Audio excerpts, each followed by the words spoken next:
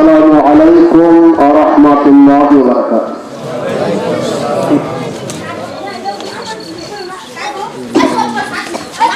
আমরা আলোচনা যেখানে সলাপের আগে তুলেছিলাম সেখান থেকে শুরু করবো। মা বোনের যারা এসেছেন গল্প গুজব বন্ধ করে একটু মনোযোগ দিন, আপনারা মনোযোগ দিন।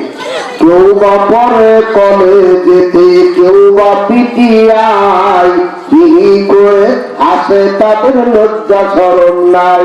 কেউ বা পরে কাবিজ জামা, আয়না মার্কা শাড়ি, এই তো পেলাম বাংলাদেশের মডার্ন লাইফের নারী। পালো তারা স্বাধীনতা, রাস্তা জুড়ে চলে, মুন্সি মোল্লা থেকে তারাই মাথায় ঘুমটা ফেলে। মুন্সি থেকে টিটকারি যায়, মোল্লা থেকে হাসে, তাই দেখিয়া কত মোল্লা খুলুর খুলুর কাছে, খুলুর খুলুর কাছে না রে টেবরা চোখে যায়। মোল্লা বেটার গলার মধ্যে দেনা কিসে হাই, দায়ুস হয়ে মরলে বাগো কোনো গতি নাই। হাদিস গেল রসাতলে, কোরআন ডুবলো হয়, ঠিক না ঠিক? বাংলাদেশের মা বোনেরা জ্ঞান করো মা জ্ঞান, বর্তমান বাজারে তোদের দাম কমিল কেন? দাম যদি বাড়াতে চাও মা শিখো কোরআন হাদিসের লেখা পড়া, তা না হলে হবি তোরা সুকান ঘাটের মরা। বাংলাদেশের মা বোনেরা পর্দা করে না, এই কারণে যৌতুক ছাড়া বিবাহ হয় না, ঠিক না ঠিক? আলোচনা কোন জায়গায় রাখছিল আপনাদের মনে আছে? মনে আছে? এক হুজুর ওয়াজ করতেছেন, কি বলছেন? হুজুর যা বুঝছি তাও বুঝি নাই। দুই ভাই মনে আছে? ভাইয়েরা আমার, মা বোনেরা কান লাগান। এবার কান হাতখানা কেটে ফেলে দেওয়ার পরে এই জায়গার বস্তুটা লাভ পাচ্ছে, রক্তগুলি টস টস করে জমিনে গড়ে গড়ে পড়তেছিল। আবু জেহেলের পুত্র নাম হলো ইকরামা। এবার সে অনুভব করতেছিল আহারে, ছোট্ট একটা বালক মুহাম্মদের জন্য নিজের জীবনকে কুরবানি করে দিতে এসেছে, বুঝতে পেরে ডেকে বলতেছে, আবু জেহেলের পুত্র ইকরামা, এক নজর তাকায়া দেখ, কাফের বেঈমানের বাচ্চারা এক নজর তাকায়া দেখ, আমরা নিজের জীবনের চাইতে বিশ্ব নবীকে কত না ভালোবাসি। জোরে বলেন মারহাবা। একটু জবান খুলে পড়েন আমার সঙ্গে, প্রেম যদি তুই করবি রে মন, সব ছেড়ে চল মদিনায়। হায় হায় প্রেমের রাসূল যে দেশে ঘুমায়। সম্মানিত উপস্থিতি, আপনারা অনেকেই জানেন আমার বাসা হলো ধামরাই, কিন্তু জন্মস্থান হলো বগুড়া। বগুড়া শহরের উত্তর পাশে একটা মাজার আছে, সেটার নাম হলো মহাস্থানের মাজার। বলেন কিসের মাজার? আমি 3 বছর আগে ঢুকলাম। বলবেন হুজুর আপনি মাজারে গেলেন কেন? দেখার জন্য, সওয়াবের জন্য নয়। জুড়ে বলেন কিসের জন্য? দিনটা ছিল পহিলা বৈশাখ। পহিলা বৈশাখ উপলক্ষে হাজার হাজার মুসারুরা লম্বা মুছ রেখে গাজার কলকি টানতাছে, মুছ এত লম্বা আছে, খেজুর গাছের মোতার শিকড়ে যেতে মুছের আগা লম্বা। মাসকালার ডাল খেলে, বগুড়া দই খেলে মনে হয় মুছের আগার মধ্যে পায়খানা ভরে আছে। এই খাটাসের বাচ্চারা উপরেও কাটে না, নিচেও কাটে না, উপরেও তারি নিচেও তারি, এরা হলো খাটাস মার্কা মুসলমান। কথা বলেন ঠিক না? লম্বা মুছ রেখে গাজার কলকি টানতাছে আর কইতেছি, মদিনা যাব কেমনে, মদিনা যাব কেমনে। আমি বললাম এই খাটাসের বাচ্চারা লম্বা লম্বা মুছ রেখে গাজার কলকি টান মেরে মদিনা যাওয়ার স্বপ্ন দেখলে আল্লাহ তোদের স্বপ্ন কখনো কবুল করবে না। কথা বলে ঠিক না? ঠিক। আর একটা বার জবান খুলে পড়েন আমার সঙ্গে, প্রেম যদি তুই করবি রে মন, সব ছেড়ে চল মদিনায়। হায় হায় প্রেমের রাসূল যে দেশে ঘুমায়। ডান হাতখানা কেটে ফেলে দেওয়া, ছিঁড়ে ফেলে দেওয়ার পরে বাম হাতকে তরবারি উঁচু করে ধরল। এবার ছোট ভাই মুআব্বাস দৌড়ে এসে আবু জেহেলের ঘোড়ার পায়ে আঘাত করে বসলো। কার ঘোড়ার পায়ে? আবু জেহেল ঘোড়া থেকে জমিনে পড়ে ছটফট করতে লাগলো। ওরা দুটি ভাই আবু জেহেলের বুকের উপর বসে গেল। আবু জেহেল বলতেছে, তোরা কার মার সন্তান রে, তোরা কার মার ছেলে, মার কুলটাকে খালি করে রেখে এসেছিস, এখনো সময় আছে, মার কুলে তোরা ফিরে যা। আমি কথা বলে ঠিক না ভাই? সময় অতি স্বল্প।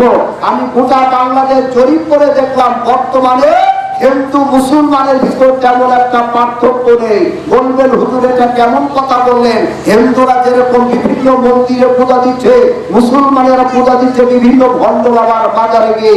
হিন্দুদের আছে ঠাকুর মশাই, মুসলমানদের আছে ভণ্ড বাবা, বাবার দেওয়ান বাগি, বাবা রাজার বাগি, বাবা কুতুব বাগি, বাবা শম্ভু বাগি, বাবা এলাপুরি, বাবা আট্টসি মহাস্থানের বাবা, কত বাবা হিন্দুরা বানাইছে মা, আর মুসলমানদের হলো বাবা। কথা বলেন ঠিক না ব্যাধি?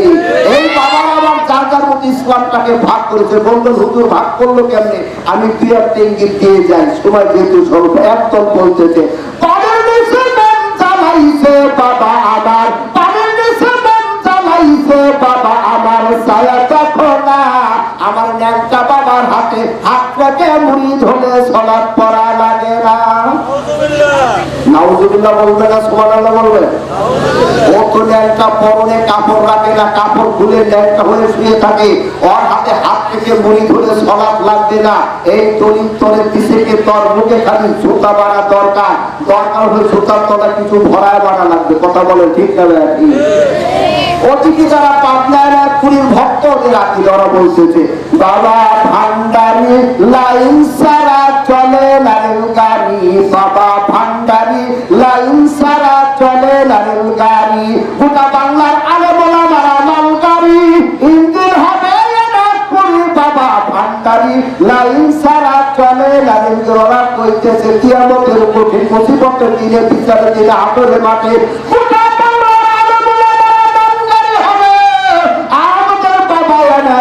ইঞ্জিন হয়ে ট্রেনে জান্নাতে চলে যাবে। পারবে? ওর বরাবর কবর থেকে উঠে আসলে পার করতে পারবে? পারবে না। তার দলিল আছে কিনা? আদম আলাইহিস সালাম পার করতে পারবে না, নূহ নবী পার করতে পারবে না, ইব্রাহিম নবী পার করতে পারবে না, মুসা নবী পার করতে পারবে না, ঈসা নবী পার করতে পারবে না।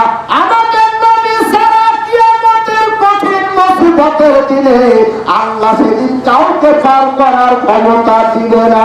ঠিক না ভাই? সেখানে মুসা নবী এত বড় নবী, আল্লাহ সঙ্গে তুর পাহাড়ে কথোপকথন করেছিলেন, সে মুসা নবী পার করার ক্ষমতা রাখবে না। বাংলার বন্ড ভণ্ড বাবারা কি পার করতে পারবে? অসুবিধা হচ্ছে আপনাদের?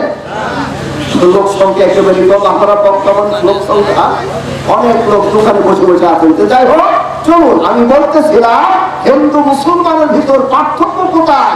হিন্দুরা যেরকম বিবাহ সাথে হলে কয়েকদিন আগে থেকে গান বাদ্য বাজা, আজকে মুসলমানের ঘরে ঘরে বিবাহ সাথে হলে গান বাদ্য বাজানো হয়। কথা বলেন ঠিক আছে? হিন্দুরা বিবাহ সাথীতে যৌতুক নেয়, মুসলমানেরা যৌতুক নেয়। কথা বলেন ঠিক না? এসেছে, কালা ঘর শুয়ে এসেছে, হাজার আসর চুমাকে এসেছে, এখন ছেলেকে বিবাহ করাবে। এখন ঘটক বলতেছে চাওয়া পাওয়া কি? বিয়ের জামাই বলতেছে আব্বা হজ করে আছে, কিছু চাবে না। কিছু চাওয়া পাওয়া নাই, গুলশান বনানীতে একটা বাড়ি দিতে হবে। এরপরে বাড়ি যখন দিবেন আপনারা গ্রাম থেকে কিছু দেশি মুরগ, তারপরে মাছ পাঠাবেন, এগুলি রাখার জন্য একটা বিল দেওয়া লাগবে। এরপরে বিকাল হলে আপনাদের বৌমা আপনাদের মেয়ে একটু গুলশান বনানীতে ঘুরতে যাবে, রিক্সায় গেলে চিন্তায় হওয়ার সম্ভাবনা আছে, এই জন্য একটা পালসার হুন্ডাও দেওয়া লাগবে। কথা বলেন ঠিক না? ঠিক। তাহলে হিন্দুরাও যৌতুক নেয়, মুসলমানেরা যৌতুক নেয়। কথা বলেন ঠিক না? ঠিক। হিন্দুরা যেরকম পহেলা বৈশাখ পালন করে থাকে, আজকে হিন্দুদের সঙ্গে মুসলমানেরা পহেলা বৈশাখ পালন করে থাকে। পহেলা বৈশাখ উপলক্ষে এক প্লেট বসা পান্তা ভাত আর এক টুকরো ইলিশ মাছ ভাজা খেতে পারলে সারা বছর ভালো খাওয়া যাবে। এ আশা আকাঙ্ক্ষালে এই মুসলমানেরা হিন্দুদের সঙ্গে পহেলা বৈশাখ পালন করে। কথা বলেন ঠিক না?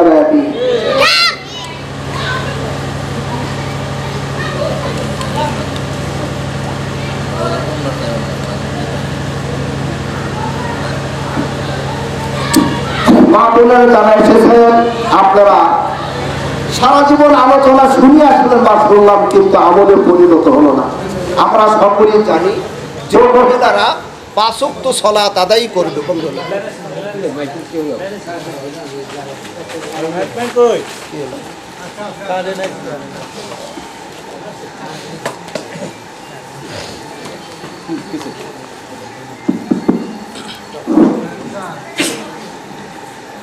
যে মহিলারা 5 ওয়াক্ত সালাত আদায় করবে, সিয়াম সাধনা পালন করবে, স্বামীর খেদমত করবে, নিজের লজ্জাস্থানের হেফাজত পর্দা করবে, যে মহিলারা এই 4টা নেক আমল করে মারা যাবে, মরার সাথে সাথে ওর জন্য আল্লাহ জান্নাতের 8টা দরজাই খুলে দেবেন। সুবহানাল্লাহ বলবেন না? এই আলোচনা আমাদের জীবনের শুরু থেকে শুনে আসতেছি।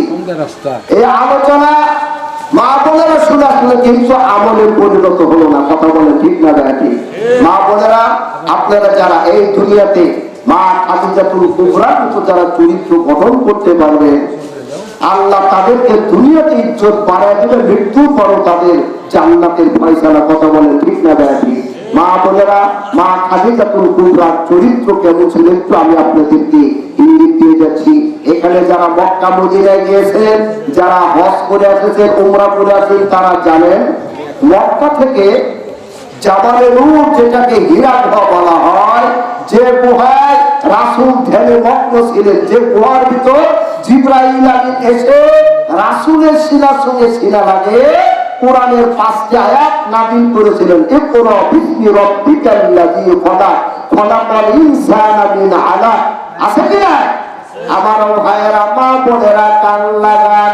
মক্কা থেকে জাবালে নূর হীরা গুহা, যেটাকে বলা হয় 9 কিলোমিটার দূরত্ব।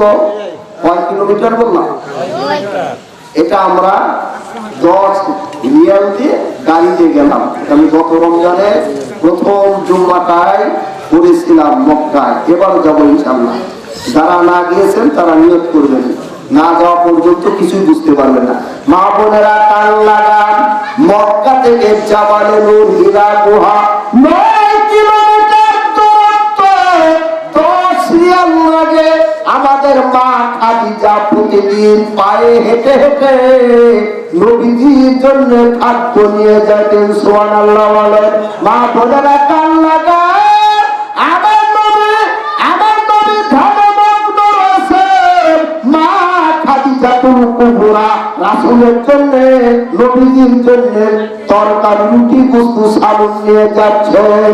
জিবরাইল বলে, নবী গো, মাথা উঠান, তাকিয়ে দেখুন আপনার জীবন সঙ্গনী অগ্রগণী খাদিজা আপনার খেদমতে রুটি, গোশত, খেজুর, পানি নিয়ে আসতেছে। গরু রাশিটা পানির উপর যে পথ চলতে গিয়ে পায়ের চামড়াগুলি ফেটে ফেটে এবার রক্ত বের হচ্ছে। নবী গো, খাদিজার জন্য দোয়া করেন, খাদিজা যেন আপনার কাছে এসে যেতে পারে। জিবরাইল আমিন ফিরে যাচ্ছিলেন, আবার এসে বললেন, নবী গো, খাদিজার জন্য শুভ সংবাদ। স্বয়ং আল্লাহ আরশে আযীম থেকে খাদিজাকে সালাম দিয়েছে। আমি জিবরাইলও সালাম দিলাম। 3 নম্বর শুভ সংবাদ, আল্লাহ রাব্বুল আলামিন খাদিজার জন্য এবার হীরা মুক্তা স্বর্ণ দিয়ে জান্নাত তার জন্য বানায় রাখুন। সুবহানাল্লাহ বলেন। জিবরাইল আমিন চলে গেলেন। মা খাদিজা রাসূলের কাছে রুটি, গোশত, খেজুর, পানি নিয়ে পৌঁছে গেলেন। নবী বলেন, এই খাদিজা, তোমার জন্য একটা শুভ সংবাদ। স্বয়ং আল্লাহ আরশে আযীম থেকে তোমাকে সালাম দিয়েছে, সালামের জবাব দাও। মা খাদিজা এত বুদ্ধিমতী ছিলেন, জানতেন আল্লাহর সালামের জবাব কিভাবে দিতে হয়। মা খাদিজা বলে, নবী গো, আমি জানি না কিভাবে সালামের জবাব, আমার তরফ থেকে আপনি সালামের জবাব দেবেন। সুবহানাল্লাহ বলেন। মা বোনেরা, কান লাগান। নবী বললেন, আল্লাহর আরশের নিচে জমিনের উপরে খাদিজার মতো এত দামি, এত পরহেজগার, দুনিয়ার এত গুণবতী পূর্ণবতী দামি মহিলার কেউ নাই। নবী বললেন, মা নবীজি বললেন, মৃত্যুর আগ পর্যন্ত আমি খাদিজাকে ভুলতে পারবো না।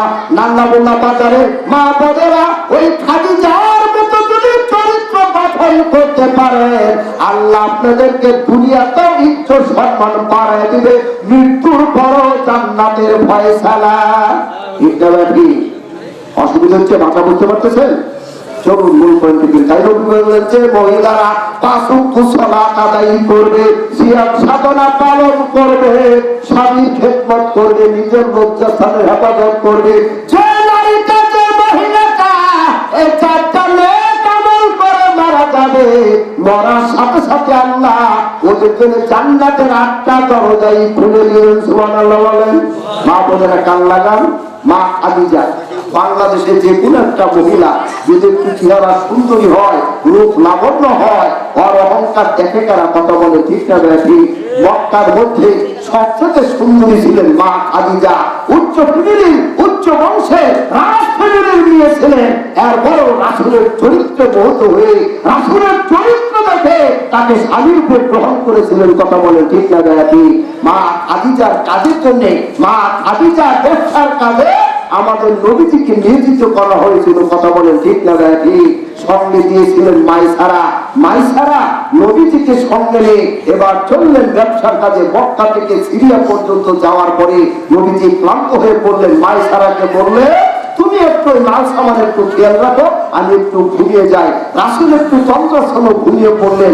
এমন সময় ইহুদি নাসারা বিধর্মীদের আলেম এবার তিনি ঐতিহ্যটা বললে যাচ্ছিলেন, দেখলেন একটা যুবক ঘুমিয়ে আছে, চেহারাটা সূর্যের আলোর চেয়ে সুন্দর। সুবহানাল্লাহ বলেন। মাশাআল্লাহ বলেন।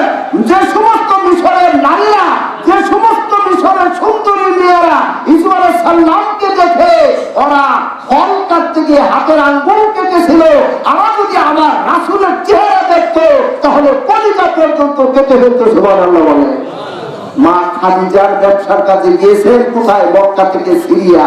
তিনি একটু ঘুমিয়ে পড়েছেন।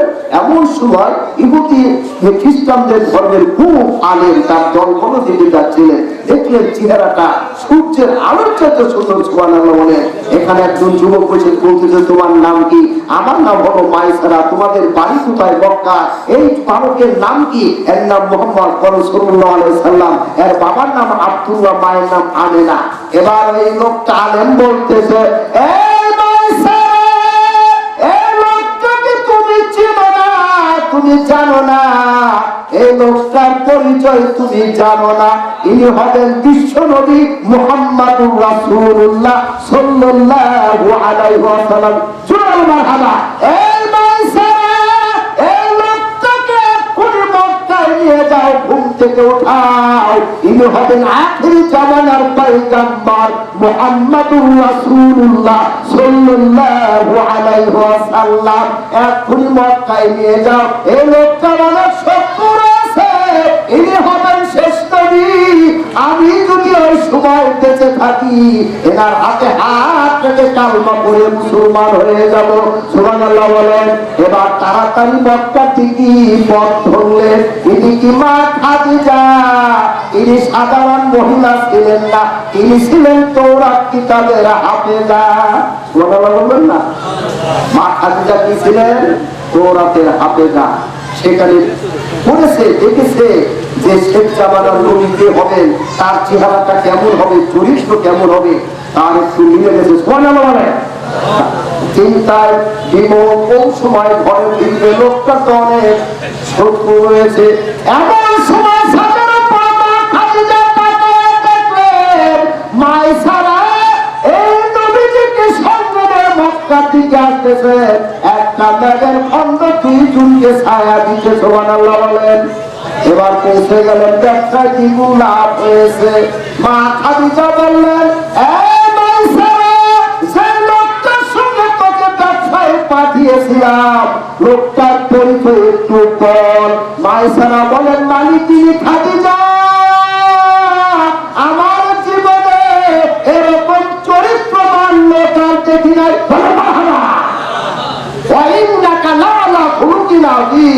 আল্লাহ নিজে বলতেছে, নবী গো, আপনি উত্তম চরিত্রের উপর প্রতিষ্ঠিত, আপনার চরিত্রের যন্ত্রের ভাগটা কি পৃথিবী নেই? সুবহানাল্লাহ বলেন।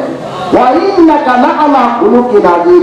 মাইসারা বলতেছেন, মালিকিনী খাদিজা, এই মোহাম্মদকে বালকটাকে নিয়ে যখন সিরিয়ায় পৌঁছলাম, একটু যখন ঘুমাইতেছিলেন, একটা পুরো খ্রিস্টান ধর্মের আলেম সে আমাদেরকে দেখে বলল, ইনি হবেন শেষ নবী মুহাম্মাদুর রাসূলুল্লাহ সাল্লাল্লাহু আলাইহি ওয়াসাল্লাম।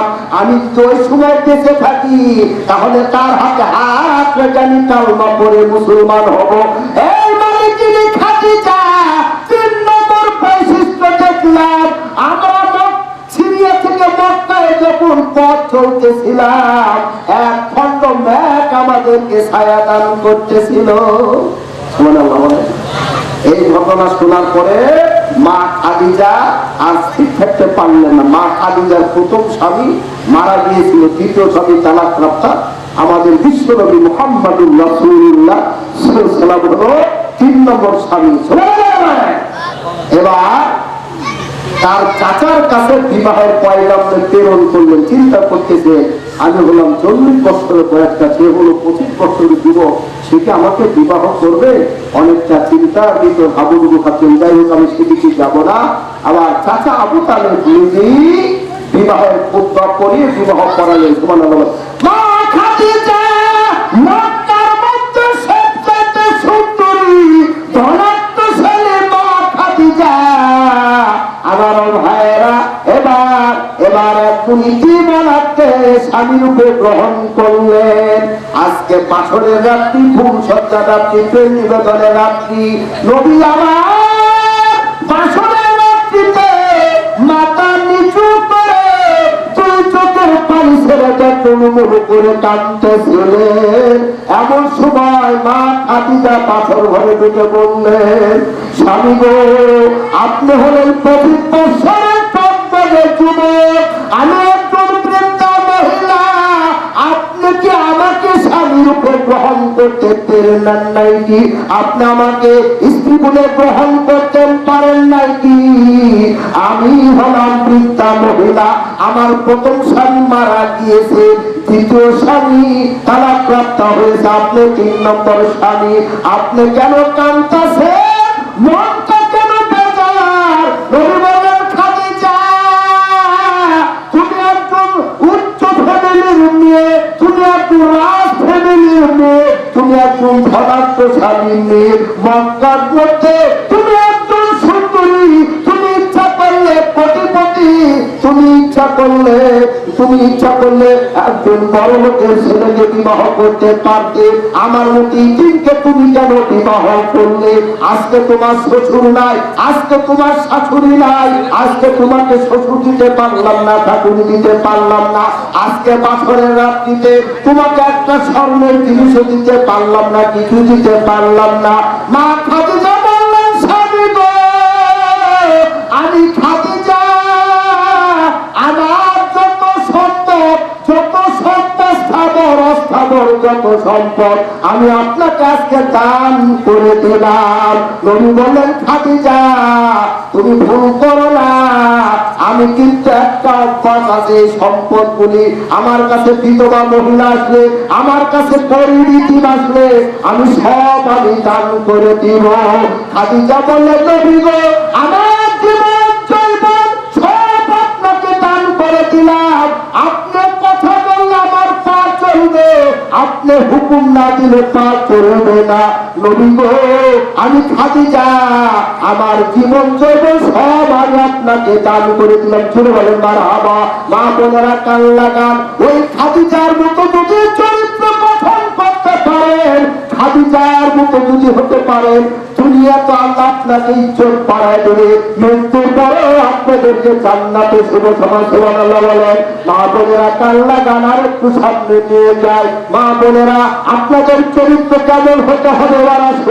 বদরের রণময়দানে মুসলিম সৈনিকেরা ছিল মাত্র 313 জন, আর কাফের বেঈমানেরা হলো 1000। মুসলমানেরা কতগুলো বললাম? কথা বলেন, মুসলমানেরা কতগুলো? 313 জন, আর কাফেররা 1000। দিনটা ছিল 16 রমজান বৃহস্পতিবার। আসরের সালাত আদায় করতে গিয়ে নবীজি 2 চোখের পানি ছেড়ে সেটার মধ্যে কেঁদে কেঁদে বলতেছিলেন, রব্বুল আলামিন, আমি নবী প্রেমের ছবি মা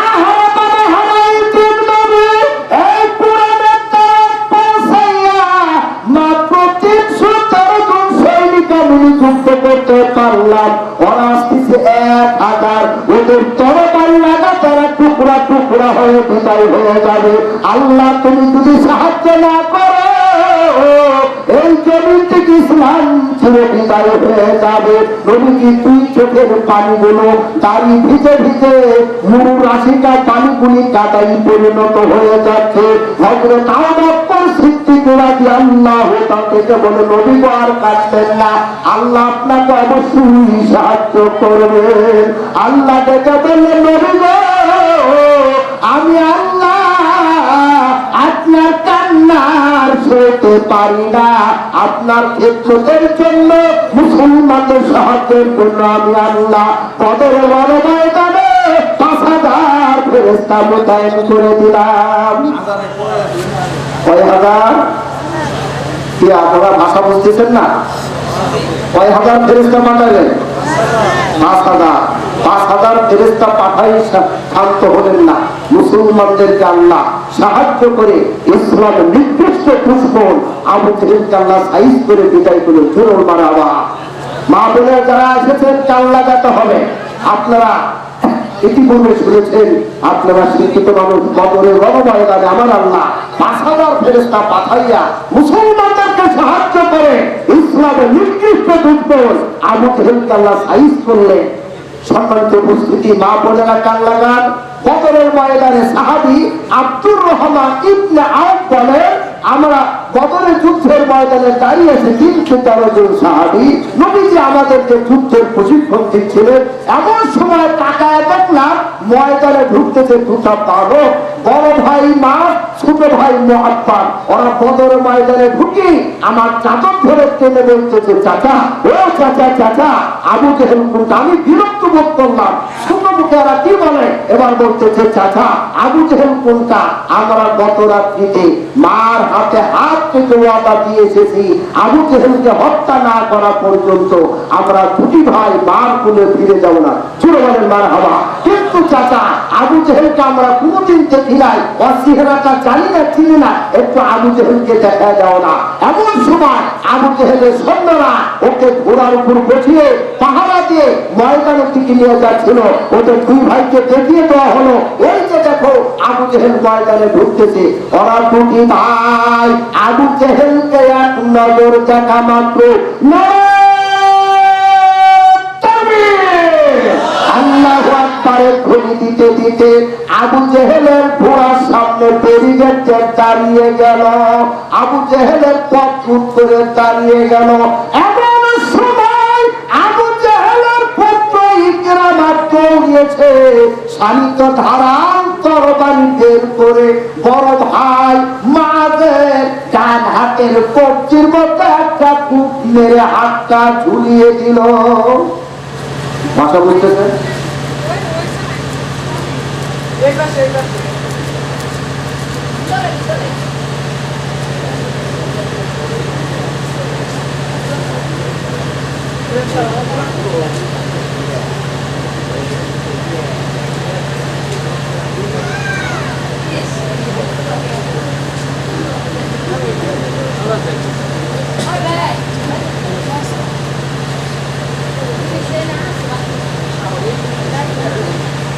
সম্মানিত উপস্থিতি, 7:30টায় আজান হবে, 8:30টায় জামাত। এটা জানেন। সলাতের পরেও যিনি উপস্থাপনে আছেন, সলাতের পরেও কিছু সময় আমার যিনি বরাদ্দ করেছেন উপস্থাপন, আজান হবে, আজানের পরে সলাত হবে। সম্মানিত উপস্থিতি মা পড়ে যাবার আসেন। ওরা 2 ভাই আবু জেহেলের সামনে যখন পথ করে দাঁড়িয়ে গেল, এদিচ্ছ আবু জেহেলের পুত্র নাম হলো ইকরামা, দৌড়ি এসে শানিত ধারাল তরবারি বের করে বড় ভাইয়ের ডান হাতের কবজির মধ্যে একটা কূপ দিয়ে হাতটা ঝুলিয়ে দিল। হাতটা চামড়ার সঙ্গে ঝুলতেছে, অসুবিধা হচ্ছে, সমস্যা দেখা দিল। হাতটা পায়ের নিচে ফেলে বাম হাত এই জায়গায় লাগাইয়া এক টান মেরে হাতটা ছিঁড়ে ফেলে দিল। ছোট বলে মারহাবা। সম্মানিত উপস্থিতি, এবার ছোট্ট একটা পালক এক টান মেরে রাসূলের মহব্বতে ডান হাতটা এক টান মেরে ছিঁড়ে ফেলে দিল। আজকে ছোট্ট বালক হয়ে রাসূলের মহব্বতে নিজের ডান হাত ছিঁড়ে ফেলে দিল। এই 95% মুসলমানের চোখে সে রাসূলের চরিত্র বিরুদ্ধে কেউ কিছু বললে আমরা তাকে ছাড় দেব না। কথা বলে ঠিক না বাবু? ভাইরা আমার, পাবারে লক্ষ্য করবেন, কসাইরা যখন গরু জবাই করে এই জায়গার পুস্তুটা কিছু সময় লাভ পারে, ঠিক না বাবু? ডান হাতখানা ছিঁড়ে ফেলে যাওয়ার পরে এই জায়গার পুস্তুটা লাভ পাচ্ছে, রক্তগুলি টস করে করে করে পড়তেছিল।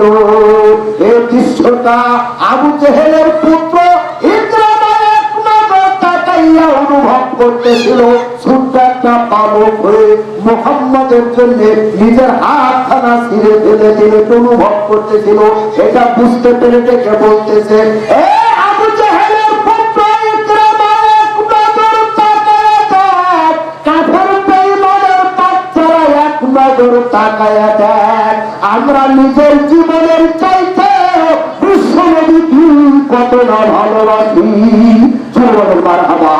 একটু জবান খুলে পড়েন আমার সঙ্গে, প্রেম যদি বলেন, প্রেম যদি করো পীরামান,